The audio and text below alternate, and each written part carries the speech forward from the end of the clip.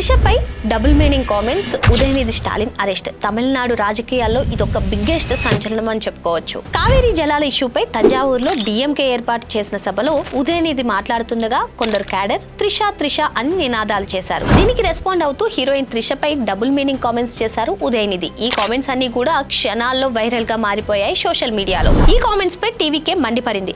Responsibility గల పదవిలో ఉండి మహిళల ఆత్మగౌరవాన్ని కించపరిచేలా మాట్లాడతారా అని ఉదయనిధి స్టాలిన్ పై ఫైర్ అవుతున్నారు. వెంటనే జాతీయ మహిళా కమిషన్ కు కంప్లైంట్ ఇచ్చారు. ఉదయనిధి స్టాలిన్ వెంటనే త్రిషకు సారీ చెప్పాలని డిమాండ్ చేశారు. ఇటు బీజేపీ నాయకులు కూడా ఈ కామెంట్స్ పై ఫైర్ అవుతున్నారు. దీంతో ఉదయనిధిపై 6 సెక్షన్ల కింద కేసు ఫైల్ చేశారు పోలీసులు. ఉదయనిధి మద్రాస్ హైకోర్టులో యాంటిసిపేటరీ బెయిల్ దాఖలు చేసినా బెయిల్ వచ్చేలోపే పోలీసులు ఆయన్ని అరెస్ట్ చేశారు. పాలిటిక్స్ లో లీడర్స్ విమర్శించుకోవడం సహజమే, కానీ మహిళల ఆత్మగౌరవాన్ని, ప్రతిష్టను దెబ్బతీసేలా కామెంట్స్ చేయడం ఎంతవరకు కరెక్ట్? ఇంతకీ ఉదయనిధి స్టాలిన్ అరెస్ట్ పై మీ ఒపీనియన్ ఏంటో కామెంట్ చేసేయండి.